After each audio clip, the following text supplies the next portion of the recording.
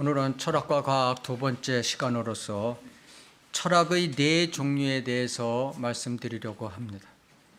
철학의 제목은 철학의 네 종류를 따라 장사하는 성경들, 이렇게 제목을 잡았습니다. 장사꾼들이 장사를 하듯이 철학자들은 수많은 개념과 정의를 가지고 방대한 상부 구조를 가지고 배우지 못한 사람들에게 뭔가 대단하고 귀중한 것이 있는 듯한 인상을 주면서 기본적인 철학을 네 종류를 끌고 가고 있는 것입니다. 철학은 경제학, 법학, 의학, 물리학 많이 있죠. 그런 거하고는 뜻이 좀 다른 것입니다. 이거는 철학이라는 것은 지혜를 사랑한다라는 뜻만 가지고 있는 것이지, 그 외에 이 철학이 가지고 무엇을 연구하는지, 그 학문 내용이 무엇인지 이것이 잘 구별이 안 된다는 것입니다. 예를 들어서 교육 철학, 법 철학, 과학 철학, 의학 철학, 가치 철학, 역사 철학, 종교 철학, 인간 철학, 수리 철학, 정동수의 목회 철학, 이런 것들이 그냥 전부 다 갖다가 철학만 붙이면 그냥 어떤 과목이 되는 거예요. 그러니까 철학은 특별한 의미를 갖고 있지 않다. 이것을 아셔야 되는 것입니다. 그 철학에서 쓰는 용어들이 아주 복잡한, 사람들의 머리를 복잡하게 하는 용어들이 많아요. 이것을 그냥 사람들이 편안하게 쓰는 평어체라고 그러죠. 그냥 보통 사람들이 쓰는 말로 바꿔버리면은 사실 아무것도 아니다. 아무것도 아닌 걸 갖다 형이 상학이니 뭐니 어쩌고저쩌고 가치가 어때 이 철학적 용어를 대면은 사람들이 그런가 보다 하고 또 쫓아가는 것이죠. 그래서 바이블 빌리버들이 해야 할 역할이 바로 이 철학을 무너뜨리는 것입니다. 이 러크만 목사님처럼 세상 철학이라는 것을 이 세상 밭 가운데 있어서 이것을 강력하게 저지하는 사람이 바로 바이블 빌리버 외에는 없다는 것입니다. 이 세상에 지금 웬만한 목사들도 다 철학을 좋아하고 있어요. 그래서 자기 명함에 철학 박사, 없는 사람 철학 명예 박사까지 나오더라고요. 철학 명예 박사. 예? 첫 번째 철학의 네 종류의 첫 번째 자연주의라는 것이 있습니다. 자연주의, 내추럴리즘, 자연주의. 가장 오래된 철학 중에 하나죠. 자연주의라는 것은 이 원초적 자연을 가지고 이제 어떤 철학 사상을 만든 건데, 여기에는 이제 바벨론 종교가 먼저 들어가 있죠. 바벨론이 주장하는 바알신, 태양신. 예? 이게 다 자연주의인 것입니다. 자연주의 철학. 그 다음에 달을 숭배하는 아스타로신. 이게 다 성경에 옛날에 이미 구약에 옛날부터 나오는 용어들이죠. 실제의 사물과 현상은 자연 세계의 범위 안에 있다고 보고 초자연적인 존재나 힘을 신뢰하지 않는 가설을 자연주의라고 하는 것입니다. 자연주의는 육신하고 관계되는 것입니다. 미각, 후각, 청각, 시각, 촉각, 이 5대 감각을 이용해서 감지할 수 있는 것이 진짜고, 감지할 수 없는 것은 가짜다라는 것이 이 자연주의라는 것입니다. 결국은 이 생명체가 어떤 환경과 어울려서 적응하고 발전해 간다는 이 진화론, 우리가 12번에 걸쳐서 진화론을 반박했죠. 이 진화론하고 맥을 같이 하는 것이 이 자연주의인 것입니다. 자연을 육신의 5대 감각으로 느끼는 삶은 거기에 하나님은 없습니다. 하나님은 없어요. 육신 안에 사는 삶이 그 사람을 지배하게 되어 있는 거예요. 그래서 그들의 선은 악이 없는 즐거움인 거예요. 악의 없는 즐거움을 그들은 선이라고 가정을 하는 것입니다. 그러나 성경은 그렇게 말씀하지 않습니다. 로마서 8장 5절에 보면 육신을 따르는 사람들은 육신의 일들을 생각하나 성령을 따르는 사람들은 성령의 일들을 생각하느니라. 육신적인 사람이라는 것은 두 종류의 사람이 있죠. 하나는 육신적 그리스도인이 있고, 하나는 구원받지 못한 자연인이 있는 것입니다. 그래서 고린도전서 2장 14절을 보시겠습니다. 고린도전서 2장 14절을 보면은 거기에 이제 우리가 육신을 따르는 사람하고 자연인이 구분이 되는 것이죠. 고린도전서 2장 14절에 보면 자연이라는 단어가 나오는 것입니다. 이 자연인, 내추럴맨이라는 자연인은 성경에 딱 한 번 나오는 단어인 것입니다. 그러나 자연인은 하나님의 영의 일들을 받아들이지 아니하나니 이는 그 일들이 그 사람에게는 어리석게 여기기 때문이요 또 알 수도 없나니 이는 그 일들이 영적으로만이 분별되기 때문이다. 자연주의자, 자연인은 이 무신론자나 아니면 유물론자, 쾌락주의, 전번주에 얘기하는 에피쿠로스 학파죠. 사도행전 17장에 나오는 에피쿠로스 학파와 같은 자연주의 철학자를 뜻하는 것입니다. 근데 이제 이 개혁 성경에는 어떻게 나왔냐면은 이 자연인을 육에 속한 사람이라고 변개시켜 버렸어요. 자연인하고 육에 속한 사람하고는 틀린 거예요. 그 자연인 안에 육에 속한 사람이 있지만은 자 고린도전서 그 3장 2장 14절을 보면 자연인이라고 나오죠. 지금 그 15절에 보면은 그 다음 구절 보면 영적인 사람이라고 나와요. 그 다음에 3장 1절을 보면은 육신적인 사람으로 나와요. 그러니까 지금 하나님께서는 말씀을 통해서 세 분류의 사람을 구분하고 있다는 것이죠. 육신적인 사람, 영적인 사람, 자연인, 구원 못 받은 자연인. 이것을 자연인을 육신적인 사람으로 변개해버림으로 인해서 어떻게 되냐면 하나님을 안 믿는 자연인과 육신적 그리스도인을 도무지 구분하지 못하는 거예요. 그러니까 철학자들이 뭐예요? 자연인이에요. 자연인. 그 철학을 좋아하는 목사가 뭐예요? 그 자기는 하나님 믿는다고 하는 뭐 어쩌 잘 봐줘갖고 육신적 그리스도인이라고 얘기하는데 제가 보기에는 자연인이다. 그런 이제 결과가 이제 오늘 다 공부를 하면 나오는 것입니다. 두 번째 주의가 있습니다. 그것을 관념론, 이념론, 그 다음에 이상주의, 영어로 하면 아이디얼리즘, 이상주의 이렇게 얘기하고 있는 거죠. 관념이라는 것은 보고 만질 수 없는 것을 관념이라고 그러는 거고 이념이라는 건 이상적인 여러 가지 생각을 이념이라고 그러는 거죠. 그러니까 다 결국은 같은 거예요. 자연주의에 대한 명백한 반항으로 반작용으로 들고 만든 것이 이 이상주의, 그죠? 현실주의의 반대가 이상주의죠. 어떤 가치의 실현을 목표로 해 노력해가는 정신태도 또는 인간의 무한한 완성 가능성을 믿고 실현하려는 도덕적 지향, 이것을 이상주의라고 하는 것입니다. 이념적, 관념적인 것만이 실제 사물의 구성 요소이다. 현실에 보이는 것은 관념의 표현일 뿐이라고 생각하는 것, 이것이 이상주의인 것입니다. 그러니까 이상주의자들은 내가 생각한 이상만이 옳은 것이다 이렇게 주장하는 것이죠. 그래서 내가 이런 일을 하는 것이 옳다면 모든 사람은 이렇게 해야 된다 하고 자기가 이제 이렇게 밀고 나가는 겁니다. 그래서 그 철학을 따르는 사람들은 그걸 또 따르는 것이고. 그래서 대표적인 이상주의의 요새 최근에 헤르만 혼이라는 사람이 있습니다. 교육자죠. 관념론 교육자라는 것인데 하나님을 믿는 이신론자인 것입니다. 이 사람은 이신론자, 유신론자, 이신론자 이건 이제 우리가 잘 구분해야 돼요. 이 철학책을 보면 이신론자, 유신론자 많이 나오는데 이신론자라는 것은 하나님이 온 세계를 창조한 것까지 믿는데 그 다음에 하나님께서 온 세계를 지금 운행하고 계시다는 건 안 믿는 거예요. 그걸 이신론자라고 그러는 거고, 그러니까 지금 철학자들은 이신론자가 굉장히 많아요. 하나님 믿는다고 하는 철학자들은 다 거의 다 이신론자예요. 유신론자라는 것은 창조도 믿고 지금의 운행도 믿는다. 이것을 이제 유신론자라고 하는 것입니다. 그러니까 철학책을 보면 이제 이런 단어가 많이 나오기 때문에 우리가 상식적으로 알고 계셔야 되는 거죠. 그러니까 이 사람은 이제 뭐라고 교육을 애들한테 시키냐면 교육은 하나님께서 이념적으로 수능해가는 영원한 과정이다 하고 하나님을 팔아먹죠. 이 철학자는 하나님을 팔아먹어요. 그러나 그 학생 중에서는 거듭난 사람이 하나도 없다. 예, 이것이 철학 사상인 것입니다. 이 사상은 이상주의 사상은 플라톤에서 이제 시작했는데 플라톤은 기원전 400년 전 사람인 것입니다. 앞으로 플라톤 뭐 이런 사람들에 대해서 제가 말씀드릴 것인데 인간은 자신의 영혼 안에 올바른 행동의 원형을 갖고 있다고 하는 원형의 실제를 얘기하는 거예요.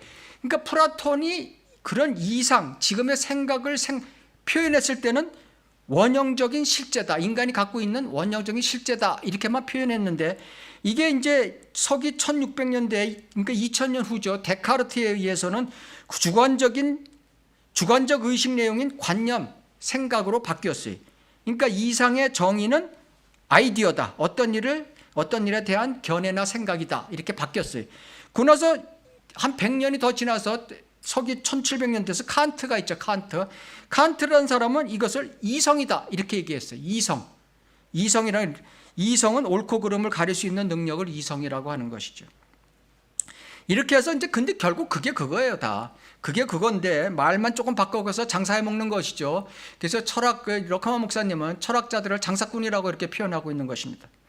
창세기 6장 5절에 보면 그 마음의 생각의 모든 상상이 계속해서 악할 뿐임을 보시고, 인간은 아무리 잘났어도 그 생각이 악하다는 생각이에요.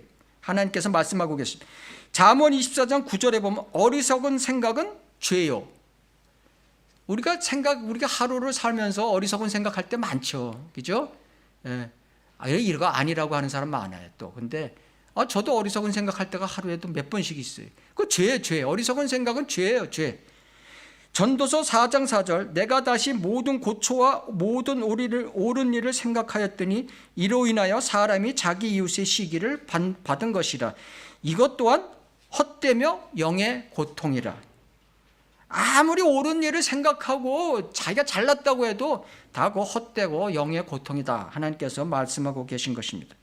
그 말씀을 떠난 인간의 생각, 관념, 이성은 다 헛된 것이다. 이렇게 알고 계시면 되는 것입니다. 고린도전서 8장 2절을 보시겠습니다.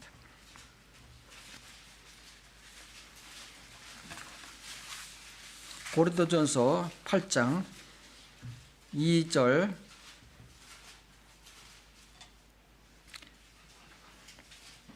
만일 누구라도 무엇이든지 안다고 생각하면 그가 마땅히 알아야 할 것은 아직 아무것도 모른다는 것이요.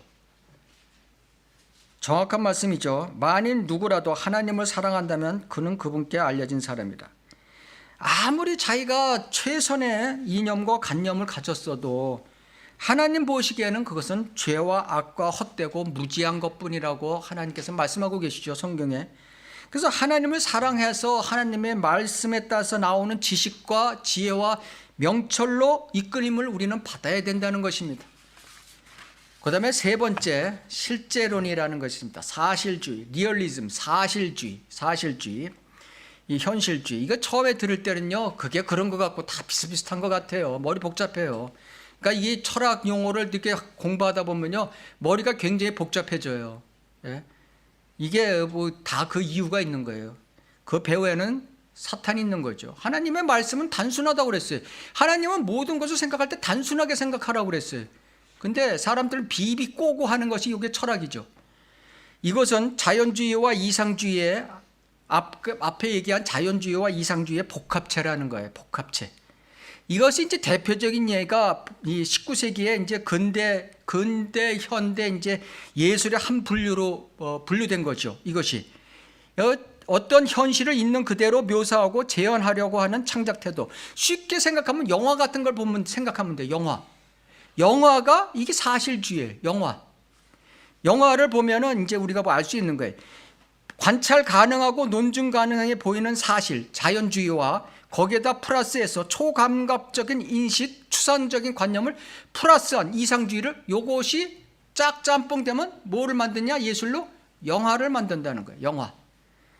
실제론자들은 현실적 객관적 존재와 추상적 관념 인식 사이에 혼돈이 자주 와요. 그죠? 이 사실주의, 현실주의를 끌고 가다 보면은 자연주의와 이상주의 사이에서 혼돈이 자기가 온다는 거예요. 자기가 얘기해놓고 나서 혼돈이 온다는 거예요. 그래서 제가 어렸을 때 영화를 보면 꼭 이게 왔어요. 혼돈이 오는 거예요. 이게 현실적으로 맞지 않는 것 같고 말이죠. 이상적인 것 같고 혼돈이 왔어요. 저는 그 다음부터 영화 안 봅니다. 저 영화 안 본 지 오래됐어요. 이걸 보면서 제가 느낀 거, 그래서 그랬구나 하는 걸 알았어요. 이게 혼돈이 온다는 게 뭐냐면 악과 선에 직면하게 되면 슬슬 꼬리를 내려버려요. 현실은 이런데 이상은 이렇다. 이게 지금 자기가 판단을 못하는 거예요. 종교는 개념상 독립적으로 존재하나 현실적으로는 비현실적이다. 이렇게 생각해버리는 거예요. 이들은 도덕적으로 사는 것이 인간의 근본적 악성봉성과 대치되고 있다는 것을 모르고 있는 거예요. 그러니까 로마서 6장 7절, 갈라디아서 5장 6장이 하나님께서 말씀하시는 게 이걸 얘기하고 있는 거거든요. 우리의 인간의 옛 성품과 새 성품의 갈등, 이것을 말씀하고 있는 것이거든요. 우리는 아담의 후손으로 태어나서 육신적 본능, 옛 성품을 갖고 있어요. 그게 구원받는다고 해서 없어지는 거 절대 아니에요. 죽기까지 부활될 때까지 그거 계속 갖고 있는 거예요. 거기다 새 성품이 그것을 억누르려고 갖고 있는 것이죠. 이것을 하나님께서 성경에 분명히 말씀하고 계신 거예요. 근데 철학자들은 이 사실을 모른다는 거예요. 로마서 7장 24절을 찾겠습니다.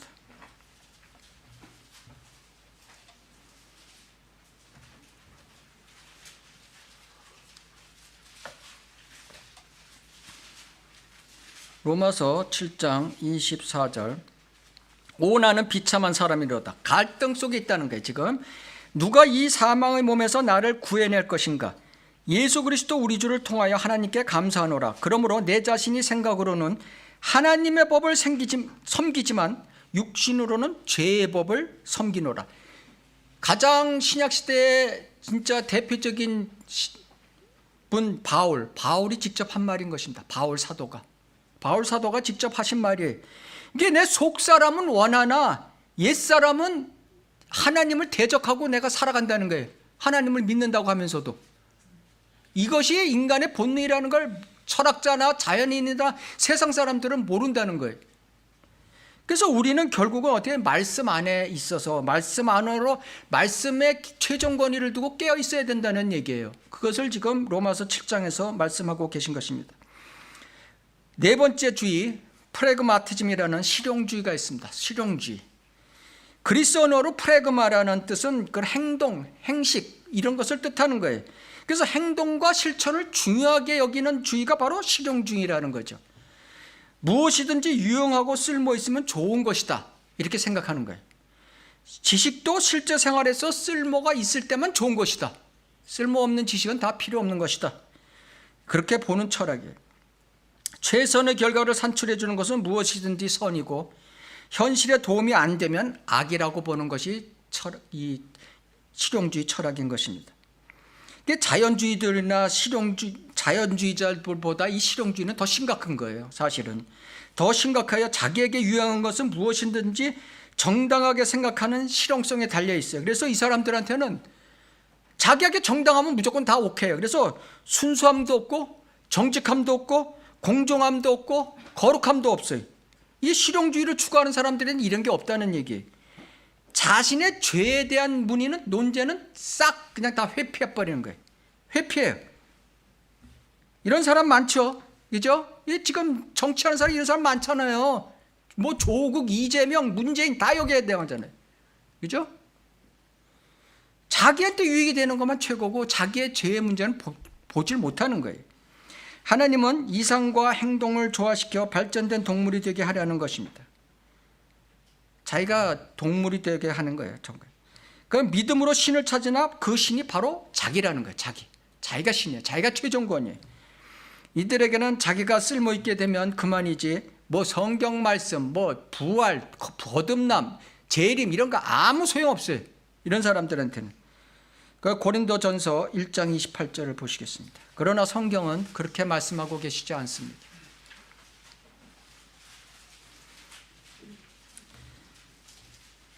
고린도전서 1장 28절. 하나님께서 세상의 천한 것들과 멸시받는 것들을 선택하신 것은 세상에서 쓸모없다고 여겨지는 것, 가치 없다고 여겨지는 것, 이런 것을 하나님께서는 그런 사람을 선택한다는 거예요.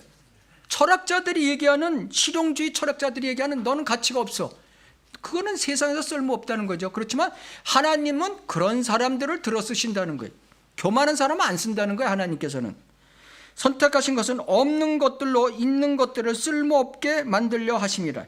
세상 유용한 것들, 세상 가치 있는 것들로 쓸모없게 만들려고 하나님께서는 그런 사람들을 들어 쓰신다는 것이에요.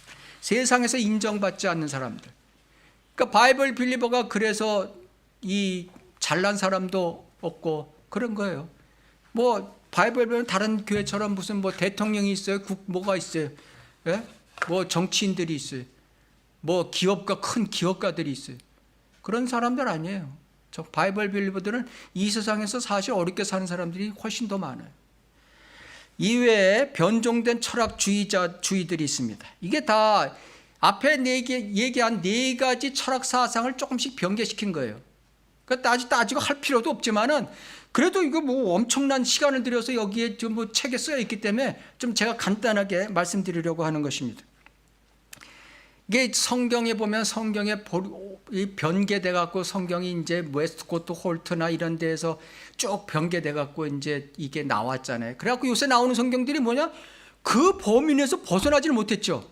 뭐 새번역, 뭐 우리말 성경, 공동번역, 뭐 표준 번역 다 그 범위에서 벗어나지 못한 거예요. 요게 딱 그 종류예요. 그 종류.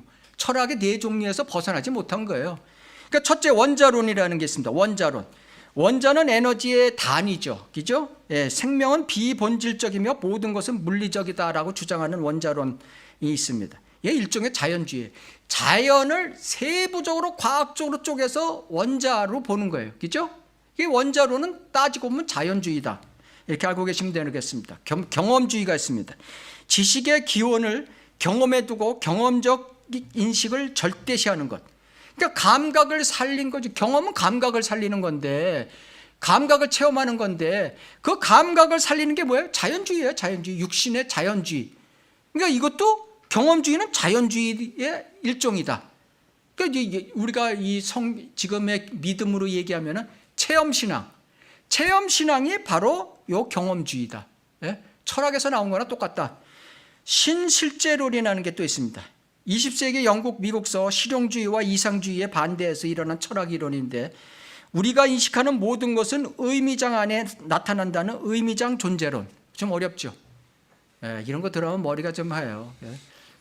저도 이런 거 읽을 때 한참 찾아보고 묵상하고 해야 돼요. 의미장 존재론이 뭐예요? 이게 처음 들어보는 거예요.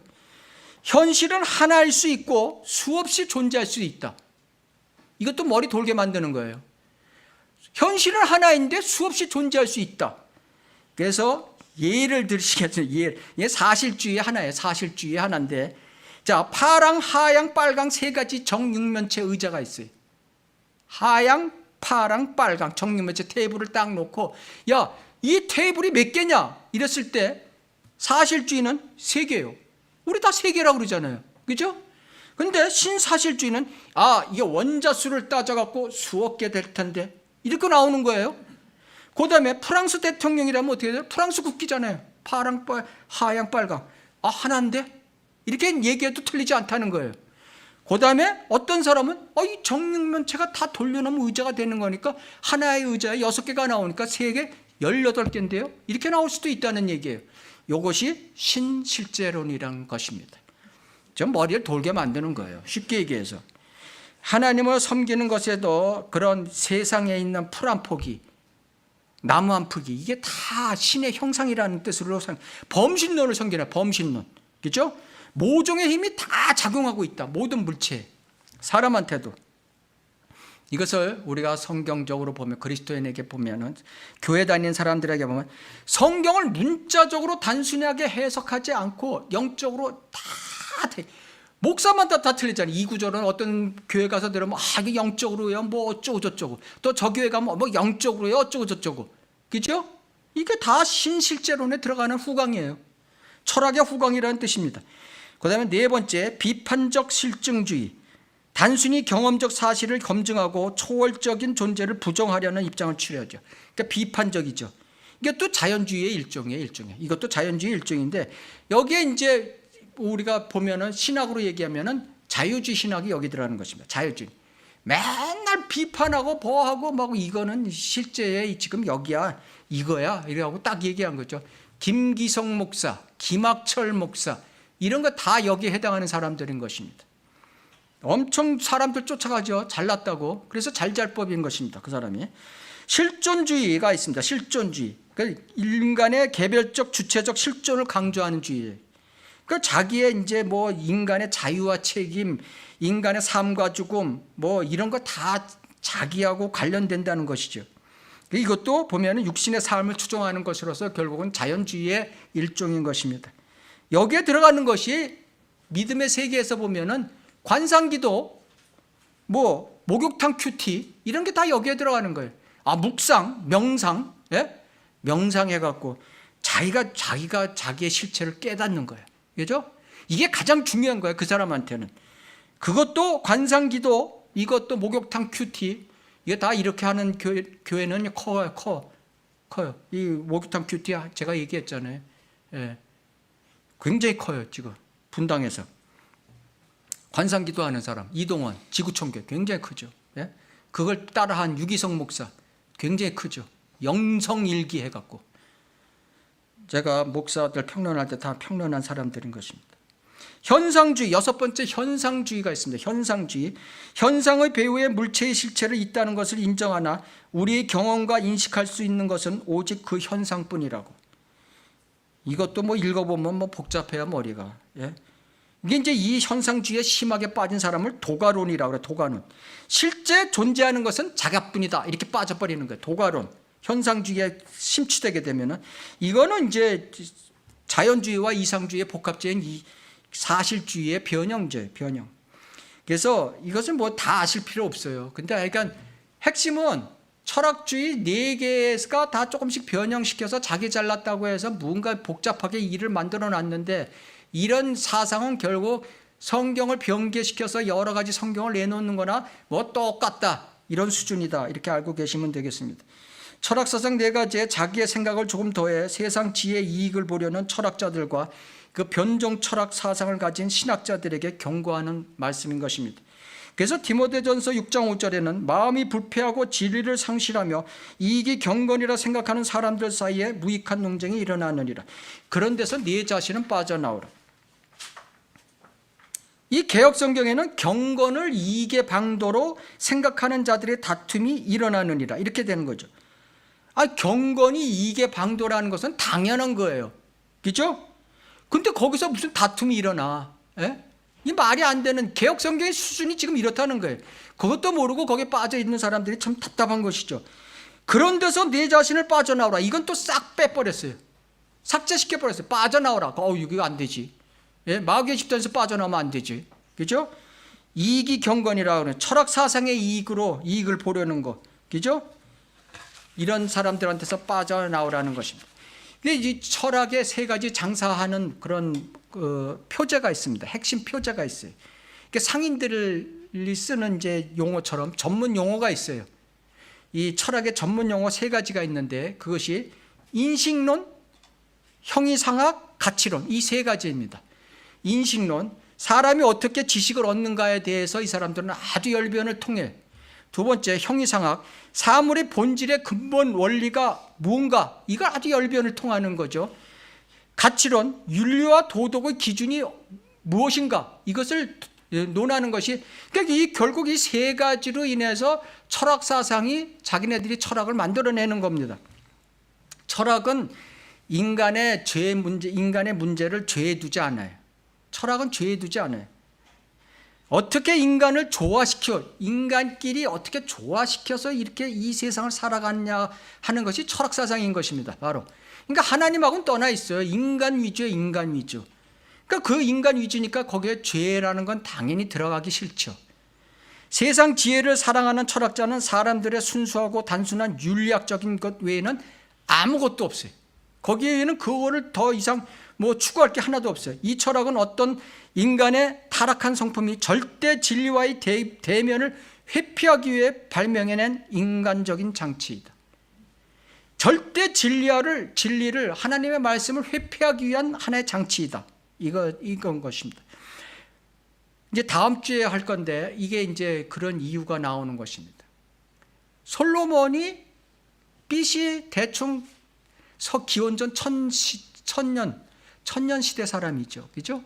근데 이 철학이 유럽에서 발생하기 시작한 거는 기원전 600년 전이에요. 400년 후예요. 그래서 그들의 사상 안에 이 하나님의 말씀 사상이 부분적으로 들어가 있다는 거예요. 예? 그러면서 그걸 이용해 먹어서 자기가 잘났다고 하는 거죠. 인간 중심으로 바꿔버리는 거죠. 그러니까 여기에 러커만 목사님이 적어놓은 얘기가 정확하게 맞다는 거예요. 철학은 인간의 타락한 성품이 절대 진리와의 대면을 회피하기 위해 발명해낸 인간적인 장치이다. 모든 철학은 하나님께서 계시하신 윤리적 기준을 대체하는 윤리 체계인 것이다. 하나님의 말씀을 대체하는 거예요, 철학이. 그들의 지혜는 하나님을 부정하고 하나님께서 스스로 계시하는 것을 피해가려고 지혜로 자신을 하나님 앞에 숨기는 자들이고, 지혜로 아담과 이브같이 하나님께 자신의 죄에 대한 변명을 하는 자들이, 이것을 종합하면 뭐하냐 하면 욕망이 가득한 자들이다, 이렇게 성경은 말씀하고 계십니다. 잠언서 보시겠습니다. 잠언서 18장 1절 2절을 보시겠습니다.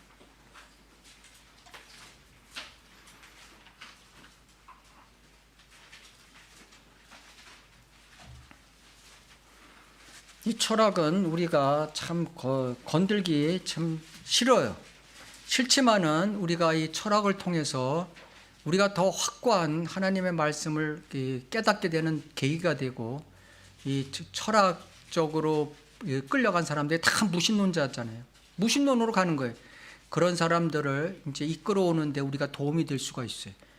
자, 모든 철학, 욕망으로 말미암아 스스로 분리된 사람은, 이게 욕망으로 말미암아 스스로 분리된 사람, 세상 지성인들, 이 교수들이 대표적인 거죠. 교수들, 그 다음에 철학자들, 이게 대표적인 사람들인 것입니다. 스스로 분리된, 자기 자신이 다른 사람들보다 우월하다. 그래서 스스로 분리해야 생각, 나는 저 사람들하고 틀려. 나는 내가 옳고 저 사람들하고 수준이 안 맞아.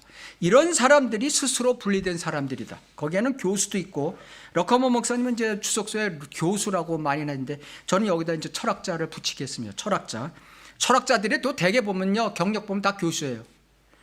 자, 모든 지혜를 찾아 혼잡케 하는 일이라. 결국은 지혜를 찾아서, 자기가 잘났다고 지혜를 찾아서 열심히 연구했는데 결국은 못 찾고, 진리를 못 찾고 혼잡케 하는 행위만 한다는 얘기예요. 이 하나님께서 얼마나 정확하게 표시하고 있는 거예요. 자, 어리석은 자는 2절에, 어리석은 욕망의 철학자들은 명철을 기뻐하지 아니하고, 그 악에서 떠나는 명철을 기뻐하지 않죠. 왜? 자기가 욕망으로 악으로 달려가고 있기 때문에 기뻐하지 않아요. 자기의 마음을 드러내기만 하니라. 욕망은 기본적으로 주관적이며 자기 중심적이라는 뜻이에요. 여기서 문제되는 것이 하나 있습니다. 모든 지혜를 찾아 혼잡케 하느니라. 이것을 개역성경은 어떻게 변개시켰냐 하면은 참 지혜를 배척하느니라. 이게 문맥상 잘 맞질 않아요. 참 지혜를 배척하느니라. 아니, 스스로 분리된 철학자들과 교수들이 참 지혜를 배척해요? 아니죠. 이거는 모든 지혜를 혼잡케 만드는 역할을 하고 있다는 뜻인데, 그죠? 그게 영어로 하면 인터메들이라는 건 참견하다, 간섭하다, 이런 뜻이잖아요. 그러니까 철학자 교수들이 다 특징을 잘 설명해 주는 거예요. 모든 지혜를 찾아서 참견하고 간섭하는 일을 많이 해요. 세미나 많이 하죠. 세미나 많이 한다는 뜻이. 그건 또 그렇다고 치고, 흠정력, 정동수의 그 흠정력은 어떻게 했나 보십시오. 모든 지혜를 구하며 그것과 상관하느니라. 그거를 마치기 위해서 앞에다 뭐하면 욕망을 갖다가 뭐라고 했냐면, 욕망으로 말미암아를 갖다 소원으로 말미암아. 이게 정반대예요. 소원으로 말미암아 스스로 분리된 사람은 모든 지혜를 구하며 그것과 상관하느니라. 그러니까 킹제임스 성경과 정반대의 뜻으로 만들어 놔버린 거예요. 근데 이게 문제를 보세요. 이게 지금 9절 2절을 보면은 지금 욕망도 1절의 욕망도 부정적인 용어고 2절의 어리석은 자도 부정적인 용어예요. 이 문맥이 지금 부정적으로 가고 있는 거예요. 야, 니네들 말이죠, 이런 사람 하지 마. 하나님의 말씀을 떠나서 네가 잘났다고 말이지, 내가 잘났으니까 내가 하는 말이 맞아 하고 너 혼자 연구하고 너 혼자 잘난 척하지 마, 이런 뜻이거든요. 근데 이걸 갖다가 정동수는 소원으로 말미암아 스스로 분리된 사람은 모든 지혜를 구하며 그것과 상관하느니라. 완전 긍정적 문장으로 바꿔버렸어요. 집에서 이제 잘 이해가 안 됐으면 잘 찾아보세요. 이게 지금 정동수가 킹제임스 성경이 옳다고 하면서 번역한 수준이에요. 이게 이런 식으로 철학적인, 이게 뭐냐, 이런 말로 하니까 철학을 더 잘 따라가는 거예요. 이 내용이 그렇게 되니까 부정적인 걸 긍정적으로 지금 철학자를 욕하고 있는데, 하나님께서는 그걸 긍정적으로 바꿔놨으니까 어떻게 해요? 자기도 뭐 목회, 철학 목회 이런 용어로 써가면서 홈페이지에 철학과 문학 이런 식으로 써가면서 사람들을 꼬이니까 사람들이 많이 쫓아가는 거죠. 조회수 34만이에요. 사랑침례교회. 그래서 하나하나 보면은 이 철학의 세 가지 핵심 표제, 세 가지 중에 이제 가장 중요한 게 인식론인 것입니다. 인식론. 철학의 주요 문제는 단연 어떻게 지식을 얻느냐에 대한 인식론이 가장 중요하대. 철학자들한테는. 이게 말하고자 하면은 자기 이제 이 지식을 잘 모르면은 토론이 잘 안 되죠. 그죠? 철학자의 토론이 잘 안 돼. 그러니까 이 사람들이 이제 토론하는 내용을 보면은 어떤 예를 들어서 돌이 정말 딱딱하다고 믿는가? 딱딱하다는 것은 어째서 딱딱한가? 이런 거 토론하는 거예요. 예? 이게 사람 미치게 만드는 거예요. 예? 그리스도인이 들으면 미치는 거예요. 이거 갖고. 그 철학자들이 많이 미치고 많이 자살합니다. 철학자들 쭉 공부해 보니까 많은 수가 자살했어요. 많은 수가 자살해요. 그 미친 거니까. 돌이 딱딱하지 그러면 뭐 물렁물렁한 돌 세상에 어디 있어? 그거 왜 딱딱하냐고 묻는 자놈이 이상한 사람이지. 그죠? 고린도전서 3장 20절에는 이런 사람을 뭐라고 하냐? 주께서는 현명한 자들의 생각을 하시는데 철학자들의 그들의 생각은 헛된 것이라. 이 세상에서 사람이 존경하고 또 뭐 철학한다니까 또 고상한 걸로 알고 쫓아가죠. 우리가 어떻게 지식을 얻는가에 대한 세 가지 철학적 입장이 있습니다. 불가지론, 회의론, 단정론 이렇게 세 가지가 있습니다. 나는 그것을 부정하지도 않고 확신하지도 않는다. 이것이 지식을 어떻게 얻는가에 대한 철학자들의 불가지론이에요. 부정하지도 않고 확신하지도 않는다. 두 번째, 회의론. 사물은 그럴 수 있으나 나는 진실로 의심한다. 이게 회의론이에요. 단정론. 확실히 알기에 의심이 없다. 이게 단정론이죠. 성경의 이제 예를 한번 제가 들어보겠습니다. 마태복음 21장에 나오는 이제 요한의 침례가 어디서 왔냐 이런 예수 그리스도의 질문이 있죠. 주님은 이제 철학자 같은 제사장들과 장로들에게 이제 이거를 반박하는 걸로 요한의 침례가 어디서 왔어? 하늘로부터야 땅으로부터야? 그러니까 이 철학자들, 제사장들, 장로들은 뭐 어떻게 얘기했어요? 이럴 수도 없고 저럴 수도 없는 거야. 그죠? 이게 그들이 갖는 불가지론이라는 거예요. 불가지론. 한 사람이 빌리 썬데이에게 찾아왔어요.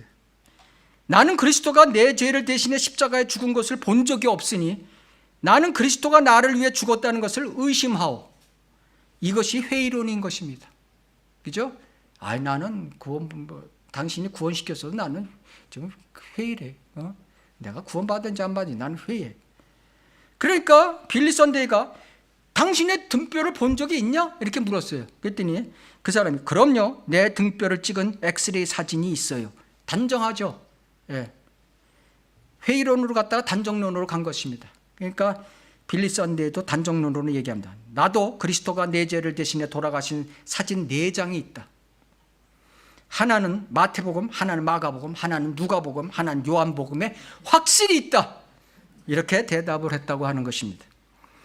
우리가 이제 지식을 얻는 거는 철학자들이나 우리들이나 지식을 얻는 것 방법에는 9가지가 있어요. 9가지. 이거 우리가 상식적으로 알아둘 필요가 있어요. 내가 지식을 얻었다. 그럼 지식을 얻는 게 뭐 공부만 해서 지식을 얻나? 그게 아니에요. 이 세상 살아가는 방법에는 9가지가 있다는 거예요. 첫째, 직관. 예감, 직감이 예감은 느낌이죠. 그 다음에 경험과 실험. 두 번째. 세 번째, 짐작. 이거 들으면서 좀 뭐 느끼는 게 있으셔야 돼요. 이거 별로 다 부정적인 거죠. 그죠? 그리스도인에겐 부정적인 거예요. 이건 은사주의자들이 좋아하는 거예요. 은사주의자들이 좋아하는 지식의 정보, 직관, 경험, 짐작. 그 다음에 네 번째, 관습과 전통. 로마 카톨릭이 좋아하는 거죠. 시간, 다수결. 이것은 느껴지는 게 인본주의 신앙을 가진 사람들이 이걸 잘 써먹는 것이죠. 그 다음에 이제 옳은 것은 이성과 권위와 계시. 그래갖고 이제 이 9가지가 이제 지식을 정보를 얻는 것인데 여기서 이성과 권위와 계시는 철학자들은 다 이걸 또 악용해 시켜버리는 거예요. 그러니까 이것을 권위는 하나님의 말씀에 최종 권위를 두지 않고 목사 입에서 나오는 말, 그 교단에서 나오는 교리, 그 다음에 교황의 말, 이것이 그들의 권위예요. 예? 그 악용하는 거죠. 이성, 그 철학자들이 자기가 말한 주관한 것이 그것이 자기가 옳다는 거죠. 그러니까 악용시키는 거죠. 계시, 불교에서는 명상을 하죠. 명상, 뭐 해탈의 경지에는 명상. 이걸 계시라고, 불교의 명상이 계시라고 하는 것이죠. 명상을 하다가 뭘 깨달았다. 예? 해탈의 경지, 석가모니. 이걸 또 제도교회는 이걸 써먹는 교회 있죠. 어디죠? 김진홍, 둘의 마을. 예? 김진홍. 이름도 둘의 수도원이야. 예? 수도원의 용어는 뭐예요? 불교나 카톨릭 용어예요. 근데 그 교회 이름이 둘의 수도원이야. 늙으면 좀 주책이 되나 봐. 옛날엔 그래도 들어줄 수 있었죠. 김진홍. 옛날엔 유명했어요. 근데 지금은 완전히 맛이 갔어. 그 다음에 카톨릭의 관상기도. 이것도 계시예요. 관상기도. 카톨릭. 이것을 한국에 도입한 사람이 바로 지구촌교회의 이동원. 이것을 본따서 김양재는 살짝 변형해서 우리들 교회 김양재 여자 목사는 목욕당 큐티. 그래갖고 유명한 교회 되죠. 분당에서 유기성, 선한목자, 영성일기. 이 이동원, 김양재, 유기성 이게 다 분당입니다. 이 분당의 특징이 이 관상기도하고 연관되어 있어요. 예? 분당하면 뭐 천국 밑에 분당, 뭐 천국 밑에 분당 있다고 그러잖아요. 천당 밑에 분당. 우리가 알아야 될 게 여기서 직관이라는 용어가 있습니다. 저도 이번에 깨달았습니다. 직관. 예감, 느낌. 이게 나쁜 용어예요. 근데 이 고촌교회에서 나오는 것이 바로 영의 정의를 양심, 직관, 영교 이렇게 나오잖아요. 이게 성경에 없는 얘기예요. 그죠? 이걸 워치만리에서 나온 교리라는 거예요. 워치만리. 예? 영은 하나님을 인지하는 능력을 얘기하는 거고, 육은 세상을 인지하는 능력, 혼은 내 자아를 인지하는 능력을 얘기하는 거죠. 인간은 그래서 몸, 혼, 영으로 되어 있는 거예요. 그 영이 죽으면 하나님은 인지 못하니까 거듭나지 못한 사람이죠. 그 정도만 알면 되는 거예요. 그런데 뭐 자기가 잘났다고 영을 자기가 봤어, 뭘 어떻게 했어? 양심, 직관, 영교. 직관이라는 건 예감, 느낌을 얘기하는 거거든요. 아니, 하나님을 믿는데 직감, 예감으로 믿어요? 그거 틀렸다는 얘기예요. 그거 옛날에 우리가 거기서 쓴 책들이 많이 나오는데 거기에 이런 내용이 있으면 그냥 지워버리세요. 그리스도인은 절대적 최고 권위인 하나님의 말씀으로부터 내려오는 계시를 통해서 지식을 얻는 거예요. 이것이 그리스도인이 취해야 할 지식에 얻는 방법인 것입니다. 두 번째, 철학의 핵심 표제. 두 번째, 형이상학, 사물의 본질의 근본 원리를 깨닫는 것이죠. 실제와 절대적 진리의 주체 관계에 있어서 세 가지 관점이 조해. 진리는 절대적이다. 이것은 뭐예요? 인식론의 단정론과 같은 거예요. 진리는 주관적이며 그렇기에 상대적이다. 이건 회의론과 같은 거예요. 진리는 획득할 수 없다. 이건 인식론의 불가지론과 똑같은 거예요. 그러니까 얘네들이 나가는 방향을 보면 다 비슷하다는 거예요. 그럴 수도 있고 아닐 수도 있고 아니다. 이 세 가지 중에 그럼 그 세 가지 중에 다 속하지 모든 게 그러면 어느 게 안 속해? 거기에 다 속하는 거 아니에요? 모든 거는? 그걸 뭐 잘났다고 자기는 이걸 주장하고 저걸 주장하고 서로 싸우고 그러는 거죠. 세 번째, 가치론. 윤리와 도덕의 기준에 대해서 따지다 보면은 그에 대해서 무엇을 행동할 것인가로 결국은 빠지게 되는 것입니다. 그 가치를 따지는 거예요. 이 사람이 어떤 행동을 하니까 이 사람은 이런 가치가 있어. 이 가치라는 용어는 굉장히 위험한 용어죠. 하나님께서는 네가 네 열매를 보고 너의 네 나무를 안다 이렇게 얘기하는 것이죠. 우리는 말씀을 행하는 자가 돼요. 말씀에 따라 행하는 자지 가치를 따지고 행하는 자가 아니에요. 예, 말씀에 따라 행하는 자예요. 철학자와 과학자들의 가치 행동을 보면 비이성적이고 비논리적인 것이 많다는 거예요. 증명하지 못하는 말의 발표는 그런 무의미한 것이죠. 예를 들어서 종의 기원, 진화론의 종의 기원. 진화를 증명한 과학자, 철학자는 없어요. 그죠? 진화를 증명한 사람이 어디 있어요? 요만한 뼈다귀 조짝 하나 갖고 화석 요만한 거 하나 갖고 이거는 몇백만 년 전이다. 몇 억 년 전이다. 뭐 이렇게 얘기하는 거예요. 증명해봐라면 증명 못해요. 철학적 사상을 증명한 철학자는 없다. 그들의 가치에는 아무런 의미가 없다. 예를 들어보겠습니다. 헬라크리투스라는 철학자가 있습니다. 이 양반의 말이 악은 다만 다른 종류의 선이다. 악은 다만 다른 종류의 선이래. 토마스 홉스, 유명한 사람이죠. 고통과 불편은 악이고 기쁨은 선이다. 윌리엄 제임스, 선과 악이 무엇인지 아무도 모르고 실증에 의해 밝혀진다.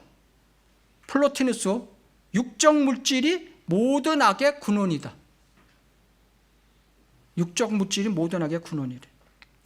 그래서 이런 가치 철학으로 여태까지 쫙 철학 사상을 갖고 교육자들이 철학 교육 받고 이렇게 강단에 서니까 지금의 철학 이게 학교 교육이 개판일보 직전으로 간 거 아니에요. 개판일보 직전. 미국도 그렇고. 미국도 굉장히 많은 교사들이 죽었더구먼요. 어제 뉴스 보니까. 한국 문제만이 아니에요, 이게. 예? 한국에는 얼마 죽었어? 그 한 사람 죽은 게 아니에요. 뭐 100명? 예. 100명의 교사가 사살했다는 거예요. 이게 전교조 교육받고 철학 교육받은 사람들이 그냥 지금의 엄마들이잖아요. 부모들이잖아요. 그 부모들이 그걸 못 참는 거야. 자기 애에 대해서 욕하고 야단치는 걸. 그래서 지금의 상황은 이사야 5장 20절처럼 악은 선하다 하고 선을 악하다 하는 자들과 빛 대신에 어두움을, 어두움 대신에 빛을 두며 단 것 대신에 쓴 것을, 쓴 것 대신에 단 것을 두는 자들에게 화롭다고 하나님께서는 경고하고 계신 것입니다. 그러나 요한일서 5장 17절에는 뭐라고 말씀하냐면 모든 불의가 죄이다 라고 말씀하셨는데 이것을 말한 철학자는 한 명도 없다. 모든 불의가 죄이다라고 얘기해.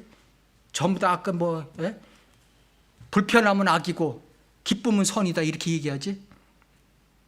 성경의 가치와는 다른 가치를 가르치는 교육자들은 도덕 대신에 이 철학의 네 종류의 기본 중 하나를 택하여 가치가 있다는 것을 선함으로 몰고 가는 거예요. 가치가 있으면 무조건 선함이. 너한테 지금 기분 좋아? 그 가치가 있어. 좋은 거야. 이렇다는 것이죠. 그 긍정적으로 다 몰고 간다는 거죠. 어떤 것을 즐김으로써 그것이 최소한 그에게 가치가 있기 때문이다. 이렇게 철학자들은 얘기하고 있는 것입니다. 가치는 현대 교육의 저주스러운 단어의 하나인 것입니다. 사실은. 결론을 말씀드리면 철학의 핵심인 인식, 형이상학, 가치의 철학 사상에 대한 그리스도인의 자세를 보겠습니다. 신명기 12장 30절을 보시겠습니다.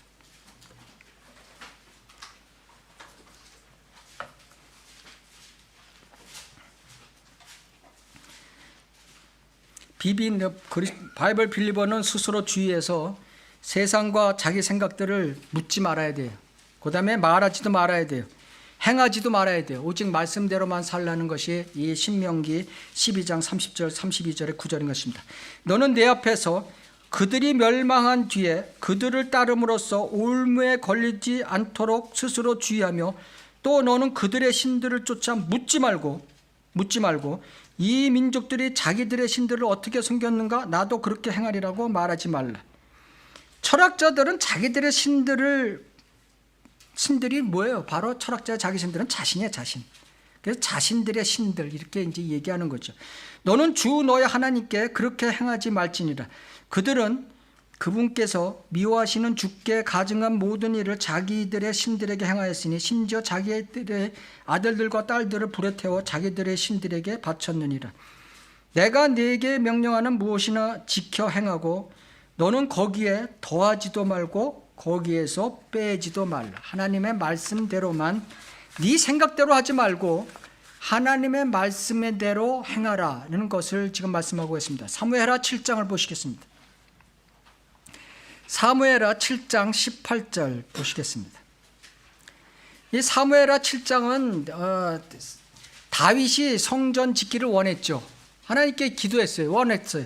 그러나 하나님께서는 나단 선지자를 통해서 야, 너 짓지 마. 네 아들 솔로몬 때 줘. 이렇게 이제 하시는 장면인 것입니다. 그렇게 나단 선지자가 와서 이제 얘기를 했더니 다윗이 이제 말하는 것입니다. 18절. 그러자 다윗 왕이 들어가 주 앞에 앉아서 말하기를 오 주 하나님이여 내가 누구며 내 집이 무엇이기에 주께서 나를 여기로 데려오셨나이까. 철학자와는 달리 다윗은 주제 파악을 하고 있는 거예요. 그죠? 나는 인간에 지나지 않습니다 하는 거죠. 19절 그러나 오 주 하나님이여 이것이 주께서 보시기에는 오히려 작은 것이며 내가 지으려는 성전은 주 보시기에 아무것도 아니라는 거죠. 주께서 또한 종의 집에 대하여 다가올 먼 미래까지 말씀하셨나이다. 그죠? 예, 하나님의 생각은 내 인간의 생각하고 틀리다는 거예요. 오 주 하나님이여 이것이 인간의 방식이니까. 이게 굉장히 중요한 말이에요. 이것이 인간의 방식이니까 하나님 내가 하나님 집 짓는 거에 대해서 내 인간의 인식이나 형이상학이나 가치 방식이 아니죠. 그렇죠 하나님 이렇게 묻는 겁니다. 지금 그거는 잘못된 거였습니다. 하나님이 듣고 보니까 하나님 그것은 잘못된 거였습니다. 이것을 지금 얘기하는 거예요. 그 다음 구절도 그렇죠. 주 하나님이여 주께서 주의 종을 아실진대 다윗이 주께 무엇을 더 말씀드릴 수 있으리까 하고 의문문을 2번 계속 나오는 것입니다. 겸손히 하나님의 전적으로 하나님을 신뢰하고 따르는 다윗 왕의 모습을 얘기하는 거예요. 인간에 지나지 않는 다윗인데 전능자 앞에서 무엇을 더 말씀드릴 수 있겠습니까? 라는 지금 뜻이죠. 근데 이것을 개역성경은 어떻게 고쳤냐면은 이것이 인간의 방식이니까 이것을 갖다가 이것이 사람의 법이니다 이렇게 바꿔버렸어요. 완전 반대예요. 반대. 예? 이렇게 하니까 개역성경 갖고 있으면서 철학을 따르는 거예요. 철학을 따르는 거예요. 예? 이게 지금 문맥이 도대체 맞질 않는 거예요. 지금 문맥이. 다윗은 지금 내가 잘못했습니다. 내가 인간의 생각으로 짧은 생각으로 이렇게 했습니다. 이것이 인간의 방식이죠. 그렇죠 하나님 하고 지금 하나님께 질문 형식으로 지금 자기가 독백하는 거예요. 그러고 나서 내가 주께 무엇을 더 말씀드릴 수 있겠습니까 하나님 이렇게 하는 거예요 지금. 근데 이것이 사람의 법이니이다 단정 지어버렸어요. 주의 말씀을 위하여 21절 오 주의 뜻에 따라 또 주의 뜻에 따라 주께서는 이 모든 위대한 일들을 행하시어 주의 종으로 그 일들을 알게 하셨나이다. 주의 말씀을 위하여 하나님께서 하시는 모든 일은 우리는 주의 말씀을 위해서 해야 돼요. 주의 말씀을 위해서. 예? 주의 말씀을 위해서 하는 거예요. 이 성경 말씀대로 말씀을 위해서 우리는 행동하는 거예요. 그러니까 말씀이 최종 권위예요. 또 주의 뜻에 따라 주께서 이 모든 위대한 일들을 행하시니 말씀은 100% 이루어진다. 말씀이 100% 이루어진다는 믿음을 가지고 살지 못하면 철학사상을 가진 개역성경으로 목회하는 목사나 똑같이 속고 쓰러지는 것이다. 알게 하셨나이다. 그렇죠? 다윗이 이렇게 하는 거야. 알게 하셨나이다 하고 단정적으로 얘기하잖아요. 다윗은 인간의 생각을 버렸어요. 철학사상의 그 4가지 사상을 다 과감히 버리고 인간의 생각을 버리고 주의 말씀을 겸손히 받아들여서 하나님의 뜻을 알게 해 주셨. 그렇게 하니까 하나님께서는 너는 이 하나님의 말씀이 이런 뜻이다 하고 완전히 알게 해 주셨다는 뜻인 것입니다. 그러니까 말씀을 100% 믿는다면 그렇다면 19절과 같이 완전 반대된 고쳐놓은 성경을 가지고 100% 믿어봐야 그 사람은 철학자가 되고 마는 것입니다. 그런 성경으로 목회하는 사람 역시 철학으로 장사하는 목사인 것입니다.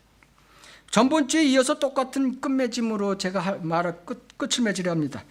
잠언 13장 13절 보면 말씀을 멸시하는 자는 말씀을 아래로 보는 자는 자기의 생각보다 말씀을 아래로 보는 자는 누구나도 멸망할 것이나 계명을 두려워하는 자는 보상을 받으리라.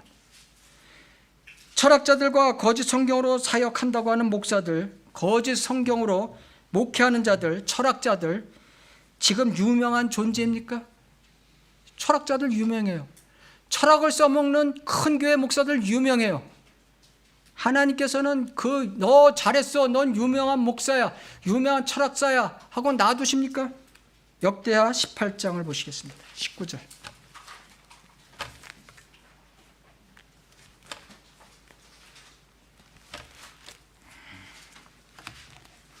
역대하 18장 19절부터 보겠습니다. 이 상황이 지금 여호사밧과 이스라엘 왕 7대 왕 아합과 연합해서 지금 시리아를 전쟁하려고 하는데 아합이 나가자고 그러니까 여호사밧이 저기 선지자한테 묻고 나갑시다. 이렇게 하니까 그 좋습니다 하고 선지자를 400명을 불러왔죠. 아합이. 그 400명이 하는 얘기가 그러니까 시드기야라는 대장을 비롯해서 400명이 올라가십시오. 전쟁에 승리합니다. 그러니까 요사밭이 또 없습니까? 그러니까 하나 부정적으로 얘기하는 사람이 있는데 미카야라는 사람이 있어요. 그 사람도 불럽시다. 그러니까 그럽시다 하고 불렀어요. 그러니까 미카야가 지금 와서 말을 하는 것입니다. 주께서 19절 말씀하시기를 누가 이스라엘의 아합 왕을 꾀어서 그로 라못 길르앗에 올라가서 쓰러지게 할 것인가 하시니 하나는 이렇게 말하여 고하고 또 하나는 저렇게 말하여 고하였는데 그때 하늘에서 나온 얘기죠. 하늘에서 한 영이 하늘에 있는 한 영이 사탄의 영인 것입니다. 나와 주 앞에 서서 말하기를 내가 그를 꾀겠나이다 하자 주께서 그에게 말씀하시기를 어떻게 하겠느냐 하시니 그가 말하기를 내가 나가서 거짓말하는 영이 되어 그의 모든 선지자들의 입에 있겠나이다. 모든 선지자, 한국교회가 거의 모든 개혁성 가짜 성경을 쓰는 거의 모든 가짜 성경을 쓰는 교회가 돼버린 거예요. 이게 지금 400명 대 1명이에요. 400명 대 1명의 지금 영적 전쟁을 얘기하는데 다수가 지금 거짓으로 얘기하고 있는 거예요. 다수가 하나님께서 거짓말하는 영을 줘버렸어요. 하나님 무서우신 하나님이라는 걸 알아요. 거짓 성경의 근원도 하나님이다. 이것을 우리가 알고 있어야 되는 거예요. 주께서 말씀하시기를 네가 그를 꾀고 또 이루라. 나가서 그렇게 하라. 하나님 허락받고 하는 거예요 지금요. 이게 거짓 선지자들, 거짓 목사들 다 하나님 허락받고 하는 거예요. 그러므로 이제 보소서 주께서 이들 왕의 선지자들의 입에 거짓말하는 영을 넣으셨고 또 주께서 왕에 대하여 재앙을 말씀하셨나이다 하더라. 그러자 크나야의 아들 시드기야가 가까이 가서 미카야의 뺨을 치며 말하기를 주의 영이 나로부터 어디로 가서 네게 말씀하시더냐 하니 이게 지금 바이블 빌리버가 이 세상 교회의 목사들에게 취급받는 상황을 얘기하는 거예요. 예? 바이블 빌리버가 자기네들 잘못 지적하면은 너 이놈 새끼 도끼로 가서 너 머리 찍어 죽인다고 얘기하고, 예? 그러는 상황이란 말이죠 지금. 미카야가 24절 말하기를 그랬더니 미카야가 뭐라 했어요? 그래 나 죽여 그랬겠어요? 미카야가 말하기를 보라 네가 숨으려고 골방에 들어가는 그날에 네가 알게 되리라. 교리적으로는 대환란을 얘기하는 것이지만은 영적으로는 지옥을 얘기하는 거야. 지옥. 네? 야 네가 이 세상에서 잘 먹고 잘 살고 교회 크게 철학자로 유명해?